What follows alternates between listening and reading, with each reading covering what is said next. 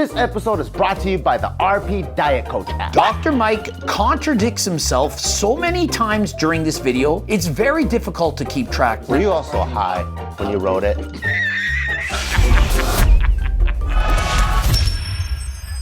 Coach Greg and the latest installment of the Israetel files. Mike finally addresses his PhD controversy, and he does it on a sponsored channel, not his own channel, but a channel he sponsors on both the macro factor and RP strength. You know, it's maybe a little bit biased. The people interviewing are his friends, but hey, at least he's addressing it finally. Let's just go into the comments. And so I wrote, next installment of the Israetel files located. I knew he was gonna have a field day once he saw this. Not the place I thought he'd do this, but I love it. Mike Israetel. I never called myself Dr. Mike. People gave me the Dr. Mike nickname. Also Dr. Mike. Hello everyone, Dr. Mike here. He is literally the sponsor of the video and he paid for Milo's education. I mean, do people realize this? Like, Dr. Mike, or RP Strength, paid for Milo Wolf, the guy that defended him, to go to university to get his PhD, and the paid sponsor is literally the guy interviewing Mike in this video. And so, is there a slight bias? I mean, maybe just a little. I'm with Steve. All my enemies can go Turk themselves. This is what I didn't like in the interview. All the people in the video are like, Solomon is your enemy, and so how can you say anything nice about him or allow him to do this? Solomon is just critiquing his PhD thesis. It's not like he hates Mike. He's doing a video about his information. And so, guys, can you not hate the information or hate what the person is doing and not actually hate the person themselves? There is, in fact, a big difference. Before we get into the video, I want you to understand the following. Dr. Mike contradicts himself so many times during this video, it's very difficult to keep track. I'm going to start by listing off the controversies, and so that when you watch the video, you'll understand that Dr. Mike, well, he's just saying what he thinks that people want to hear. And so essentially, Mike is living in bizarre world. You all saw that episode of Seinfeld, and so whatever Mike says, essentially he feels the opposite. And so that will help you as you watch the video. And so, for example, he doesn't care about the PhD thesis, but yet he rewrites it. He says credentials are bullshit versus defends ETSU PhD rigor. He calls Nelson bad faith versus calls him a gentleman with good points. He says his dissertation is high quality versus admits 200 typos and nonsense tables. Says Archives was not for public release versus says it's cool that people saw it. Criticism is part of the game versus calls it a scuzzy move. He says his PhD is not research heavy versus calls it fine academic work.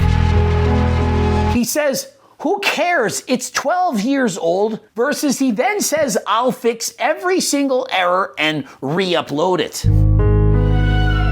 My program that I went to at ETSU was designed specifically to make us experts at synthesis for athletes. Credentials are kind of bullshit to begin with. And so my dissertation was a piece of fundamentally high quality work. That motherfucker had like 200 typos and spelling errors and shit. I don't even know if it's ethical for him to have that document. Of course, it's cool that people see it. It fucking really happened. Okay, he did it 12 years ago. Who gives a shit? Well, okay, so that's actually like a really good response to that whole thing.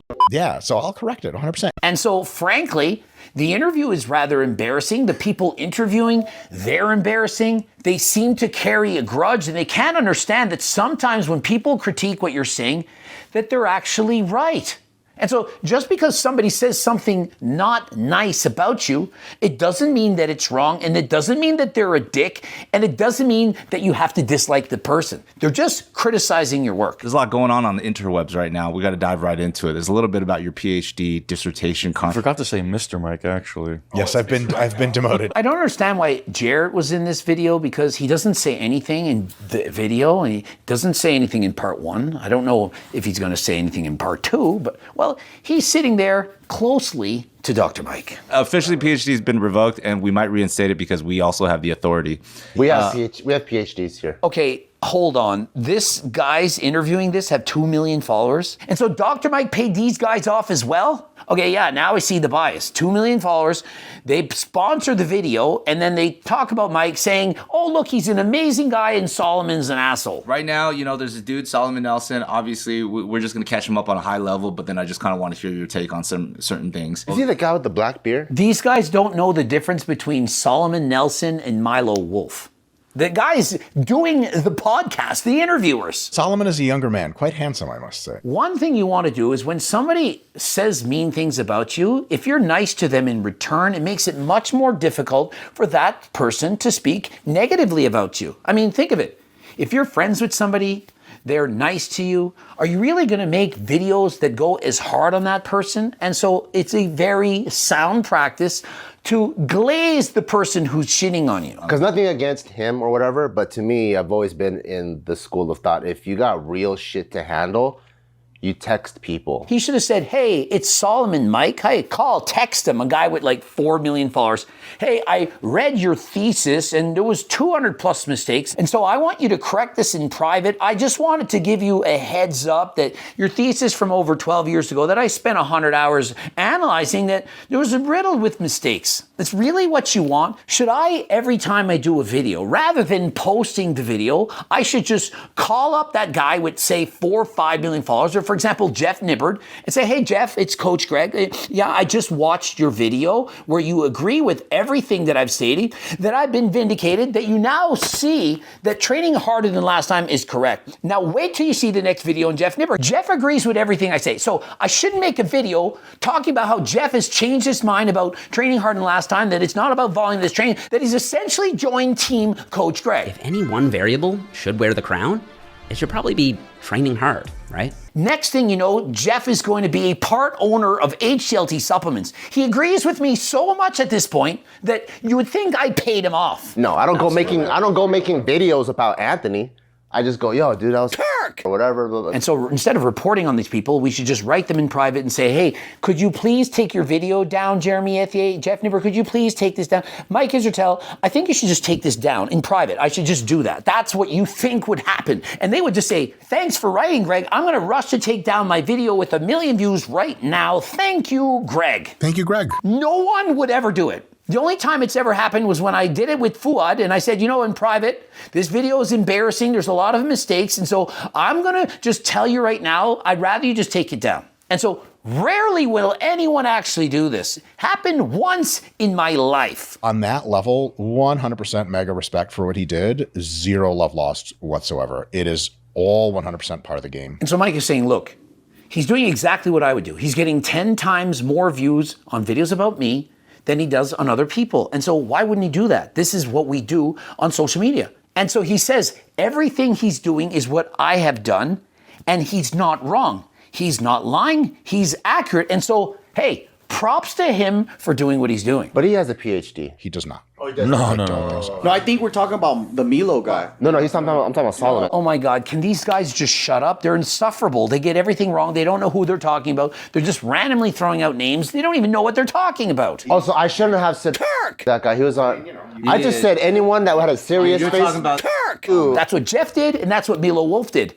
But turns out they were wrong. He was accurate in his assessment. And so just because you don't like what the person said, you can't just write the guy off. So at the same time that Solomon is not credentialed, to my knowledge, credentials are kind of bullshit to begin with. Credentials are bullshit, but yet I say I'm Dr. Mike in every single one of my videos. But hey, I didn't give me that name. Other people did. I just went along with it. And so do you see the contradiction? Do you understand what I was saying at the start of this video? And so my dissertation was a piece of fundamentally high quality work. How does he say in the same sentence that his PhD was fundamentally high quality work, but at the same time, the same sentence, there were over 200 mistakes? I understand if there was no such thing as spell check, grammar check, and so on, but he's like, well, I spelt science, but I spelt it as sense, and those are two words, and so it didn't pick it up. I mean, when I was in university 30 years ago, even I could produce a paper without so many mistakes. That motherfucker had like 200 typos and spelling errors and shit. What's because your defense is oral? So it's oral defense. Were you also high? The interviewers who were on Mike's side, remember defending Mike, paid promotion for Mike, they're asking him, were you not high when you wrote this? Mike literally had to defend being sober as it was so bad. He had to say, no, I wasn't actually high when I wrote this. I was sober. I didn't use edibles until later. That was before I really ever did edible marijuana. So no. I know he likes to get high, that's why. And so despite the fact this is sponsored by Mike Israetel, that they're being paid, you see their true feelings come out. You can't write papers when you're sober. Were you high? That is their true feelings. This episode is brought to you by the RP Diet Coach app. Remember when I lost over 30 pounds and got ripped for a bodybuilding show? This is the exact app I used. Do you really think you're going to get a fair analysis if the person that was your coach is on the panel? If the sponsored athletes are there with you? And it's built by my buddies over at RP. Jared from RP was my diet coach for my bodybuilding show, where I won double first place, so you know that it works. And so be sure to use code RPSkinnyTime to get the discount on the rpstrength.com app. And so if you want to support them, of course, you can use their discount code to purchase RP Strength programming and so on. The typographical errors were at enormous scale. Not a little bit, not some, not a lot, an enormous amount, like way more than seems possible for a PhD thesis. And so that's why Solomon made that video. I had a really nasty error where I copied and pasted tables from my data set. And so he admits, I copied the wrong tables. I didn't check it over. I was careless. And there were clearly some major mistakes. And then it is a fairly not revelatory dissertation, never claimed it was. And so I do believe Mike is being obfuscatory. Now, if I didn't explain what that word means, I would be being obfuscatory. And so it means you're trying to confuse people and explaining things in a way that they don't understand it. Why use these big words? Why not just say, hey, I lied, use simple language? You don't need to use words that no one knows the meaning in just to seem smart. It's a fine piece of work by itself. There's over 200 mistakes. How can you say it was a fine piece of work? At least say, look, frankly, in comparison to what I know now, if I rewrote this paper, that old paper is embarrassing. I'm not proud of this work. I'm so embarrassed that I tried to hide it. I didn't want anyone to read it. I wanted to change the mistakes, to omit the 200 errors, to copy the tables correctly, because I'm prideful of my work and I didn't want anyone to see it. Even though it's from 12 years ago, it's embarrassing. I'm embarrassed. I'm a normal human being. And when you show things that I've done that are this bad, it makes me feel bad about myself, my ego, my self-worth. I don't want to have things that bad put out for the world to see. And so I did the wrong thing. I tried to cover it up, but I've thought about it. And I don't want to be that guy. And so please forgive me. I made a mistake. My ego, my pride got in the way. And I'm never going to do it again. Isn't that what you would want to see? Wouldn't that make it seem a little bit better? Instead of his friends like Nippard and Wolf and the rest of these guys trying to throw Solomon under the bus. If I spent time watching hate videos about myself, I would do almost nothing else with my time. And I'm not so special. This is true for almost every person on YouTube. Mike didn't even watch a Solomon video. And why? He explains it. I don't watch videos that people say about me because I can't handle it. I can't read comments about me because oftentimes they're making fun of me. I can read 100 comments and there can be 5 bad ones about me and I move on. I remember the 95 good ones. Other people, they read 1 negative comment and that's all they can think about. Oh my God, bro from Bangladesh, he got me. How will I live it down? I don't think that way. Remember, my worst day, it's like Christmas morning for you or perhaps your wedding day. Even on my worst day, Somebody tries to attack me at a gym or a convention center. They show up and they're so mad because you made a video about them 5 years ago of which they were exposed. And so every day for 5 years, I'm living rent-free in their head. Even on that day, it's still Christmas morning for me. They don't know how to handle it, and so they do every insult in the book. They try to put you down. Oh my God, this guy doesn't want to fight. He's pathetic. It's Christmas morning, guys. I don't care. Who didn't know that Solomon was doing this in maybe some combination of bad faith? Like, he just really wants to take me down. Was he doing it in bad faith, or was he just doing it because it gets a lot of views and he was in fact correct? Why say in bad faith? What does bad faith even mean?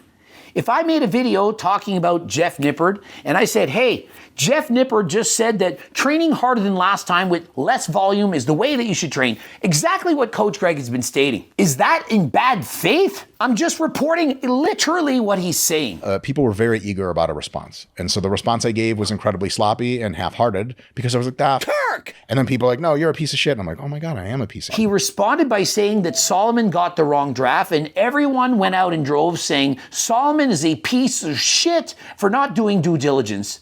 Turns out it was the final draft after all, and so Mike simply owes him an apology. Maybe a couple of days ago where you said that you had made corrections on your original dissertation, resubmitted them to the archives and stuff like that? Yeah, a plan to resubmit, yeah. So remember, Mike said, I don't care, it's 12 years ago, and at the same time he's like, well, it's the right thing to do. I'm going to correct my mistakes and I'm going to resubmit it. He's contradicting. His methodological insights were, I think, I just disagree with him. But his typographical insights, formatting insights, were really good. I'm like, oh my God, I never noticed that. And so Mike says, you know what? Solomon was right after all. 200 mistakes, the tables copied incorrectly. I plan to fix those. Every single one, every mistake he's planning to fix. So I 100% intend to correct every single one of those. Yeah, so it was cool. So it was Don't do it. Don't do it. You don't need to. What do you care? You did it 12 years ago. Well, yeah, that's because you don't give a shit, because you don't have any pride in what you're doing. At least Mike has some pride. The fact that he tried to cover it up, at least it shows that he cares about his work. That is important. The problem was, he cared too much and he tried to lie and cover it up. I think it's great that Mike is the pride to care about the work that he produces, that he wants to be accurate. He just made a mistake and he shouldn't have tried to cover it up. You submit the paper and then the graduate school gets back to you with grammatical stuff. And we went back and forth a few times, but I think in the end, it's really just on me. And frankly, in all this, it isn't 100% Mike's fault. The university, they're the ones that accepted it with the mistakes. I mean, shouldn't they have just failed him to begin with? That's how schools should work. If you fail, you do it over, you get better. That's how everyone learns. And when it came time to be like, where do you want this to live? I'm just like, yeah, internal archive only. So actually, I have no idea how he got it. I don't even know if it's ethical for him to have that document. It's simply a document that some people can get. It doesn't mean they're doing something shady. And so the dissertation is 125 pages long. It's exactly the kind of thing, like on the one hand, the typos are like, Kirk! And Solomon's right. You see, when I passed in my papers, remember, I only have a master's, I don't have a PhD, but I didn't have 200 mistakes. Sometimes I would have 2. That's possible. You read it over and you read it over again. You get your friend to read over. You get another friend to read over. They catch certain mistakes and you keep doing it over and over again until you get it perfect. That is the goal. 200 mistakes. What that tells me is he was lazy, he didn't proofread it, he simply submitted his work. If I took Solomon's work 12 years ago and looked for typos, people would rightfully consider it. Kirk! When they get a hold of my Santa letters, I'm Kirk! Dude. Are you really defending him by saying when you were a child you made spelling mistakes? Mike was in his mid or late 20s and getting a PhD, and he has an IQ over 160. And you're comparing him to a child. That's how I feel. Do you think Kim Kardashian should go back and remake her sex tape now? Because she's so big. And this other guy's defense is that Kim Kardashian should redo her tape from years ago. Shouldn't her friends be more like me? Mike, that PhD thesis was horrible. I don't care, it's 12 years ago, but it is really bad. You gotta admit it. I mean, between me and you, it sucks. Just make a video and say, it sucks, I agree with it, and I'm never gonna do one as bad as that again. Let's move on. I mean, really, is that not enough? If I see Solomon as my enemy, where does that take me? He is a gentleman who makes YouTube content, and it's about me. Exactly. Is Solomon an enemy? I mean, he's a guy that's reviewing his PhD draft thesis. He's reviewing a thesis paper that Mike made from 12 years ago. That's not Mike as a person. That's something he wrote 12 years ago. And so how is that your enemy? Subscribe, click the bell button, comment to boost the algorithm, like the video if you liked it, watch one of those 2 bloops. For coaching, click the link in the description, and with Algo RX, you can get your GLPs, for example, Ozempic, Tirzepatide, you can get enclomiphene. If you want pharmaceutical medications prescribed by a doctor for very low prices, click the link in the description, code Greg, 10% off. And until next time, I am out.